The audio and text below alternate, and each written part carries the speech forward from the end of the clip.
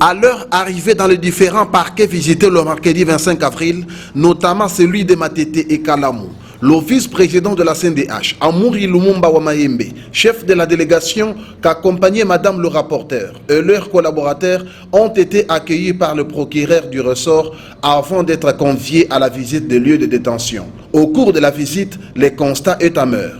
Les conditions dans lesquelles les prisonniers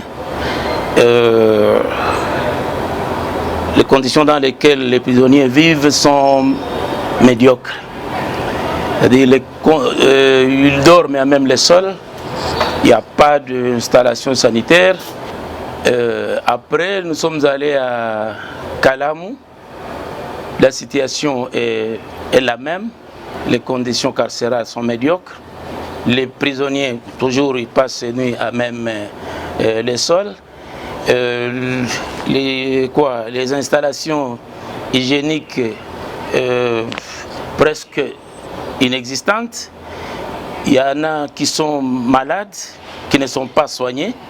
Et lorsque nous avons posé la question de savoir pourquoi cet état des choses, bon, comme d'habitude, on nous dit, bon, ceux qui sont chargés de nourrir les prisonniers ne s'acquittent pas de leurs tâches, on ne donne rien aux prisonniers. Entre-temps, les autorités de la CNDH constatent certains cas d'irrégularité parmi les détenus et ordonnent leur libération. Au parquet de la Gombe, les membres de la Commission nationale des droits de l'homme ont déploré le manque de collaboration de la part du substitut du procureur qui s'est opposé à la mission de membres de la CNDH. À l'issue de cette visite, la CNDH a formulé quelques recommandations aux autorités en charge de la gestion de la justice et des lieux de détention. Vous le savez, la Commission nationale des droits de l'homme a pour mission la promotion et la protection des droits de l'homme dans notre pays pour tous les Congolais qui sont tant à l'intérieur du pays qu'à l'extérieur. S'agissant de la visite des lieux de détention, cela entre dans le cadre de cette mission. Vous savez, dans nos attributions, il est prévu pour la CNDH d'enquêter et de visiter les lieux de détention, de voir les conditions carcérales et la régularité des arrestations, ainsi de suite. Les recommandations, c'est dans le cadre de notre plaidoyer. Vous savez, nous sommes la CNDH, un organe technique et consultatif, donc l'État congolais a mis en place cette institution pour compléter le travail. Donc nous sommes là, nous observons ce que les autres institutions ne peuvent pas faire.